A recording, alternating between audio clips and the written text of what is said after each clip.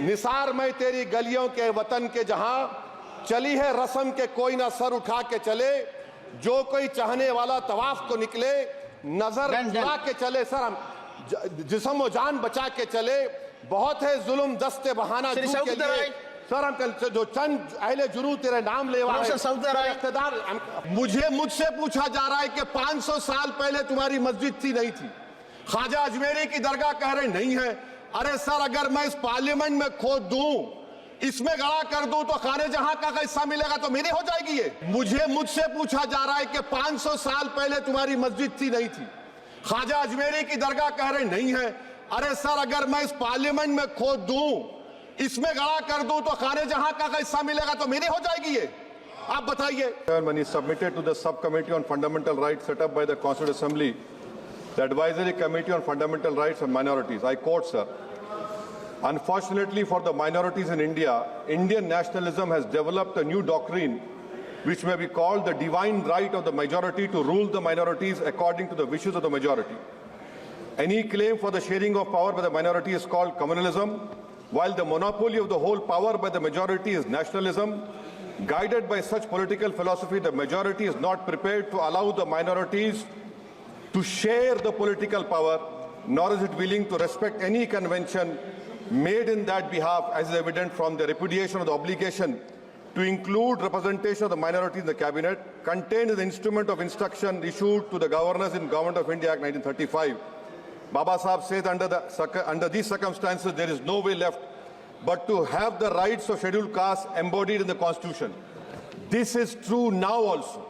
I will prove it, sir. In what Baba Sahib said 75 years ago was absolutely right. No one wants the minorities to share power. I'll give you an example, sir. In this August House 75 years ago, when Maulana Azad stood up and said that what safeguards the Muslims have before the partition, those safeguards should be given to the Muslims. That was political representation, reservation.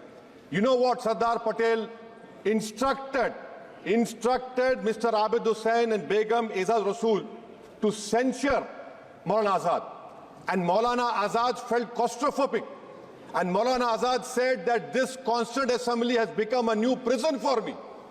Maulana Azad said this in the Constituent Assembly, sir. Now what we see is that, sir, आप देख रहे हैं कि उसके बाद जो constituencies को बनाया गया असेंबली और पार्लियामेंट की हदबंदी हुई, वो इस तरीके से उसको तरतीब दी गई कि अक्सरती तबके के लोग जीत जाएं और मुस्लिम अक़लियत के लोग कामयाब होने में बड़ी मुश्किलात पेश आए। इसीलिए 2007 में सच्चर कमेटी ने कहा था, सिफारिशात में कहा कि अब जब हदबंदी होगी तो माकूल तरीके से बनाए जाए ताकि मुसलमान पार्लियामेंट और असेंबली के इलेक्शन जीत सके। मुझे नहीं मालूम कि अब नए सेंसस के बाद जब हदबंदी होगी तो उसकी सिफारिशात को रखा जाएगा या फिर मार्जिनलाइजेशन जो मुसलमानों का हो रहा है 75 साल से वो चलता रहेगा। सर, जब पार्लियामानी जमहूरियत की कामयाबी किस बुनियाद पर होती है? पार्लियामानी जमहूरियत की कामयाबी का पैमाना मैं आपको बताता हूं।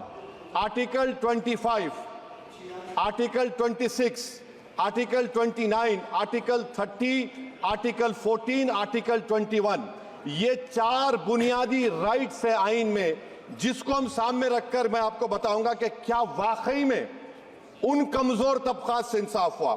मिसाल के तौर पर आर्टिकल 15 और 16, सर, 1950 का प्रेसिडेंशियल ऑर्डर निकला, तारीखी नाइंसाफी के खात्मे के लिए रिजर्वेशन दिया गया, तारीखी नाइंसाफी के लिए हजारों साल के जुल्म की बिना पर, मगर उनको नहीं मिला जिनका मजहब इस्लाम और मुसलमान था, जो भी उनसे भी नाइंसाफी जुल्म हुआ।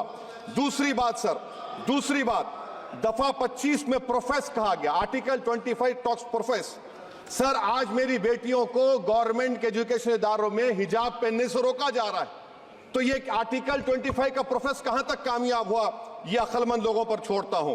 प्रैक्टिस सर, आर्टिकल 25 में अमल करना। कई रियासतों ने ऐसा कानून बना दिया कि आप ये नहीं खा सकते, आप वो नहीं खा सकते, कैटल स्लॉटर एक्ट का एक्ट बना दिया। आप बताइए कि हरियाणा, राजस्थान में पुलिस की इख्तियारात गौरक्षक को दे दिए और उन इख्तियारात का बेजा इस्तेमाल मॉब लिंचिंग में हुआ। किसका हुआ? एक लड़का था साबिर मलिक बंगाल का, मार के पीट कर मार दिया गया। क्यों? क्योंकि उसने बीफ खाया, बाद में मालूम हुआ नहीं खाया। जुनैद और नसीर को गाटमीका के थे, उनको जिंदा जला दिया गया।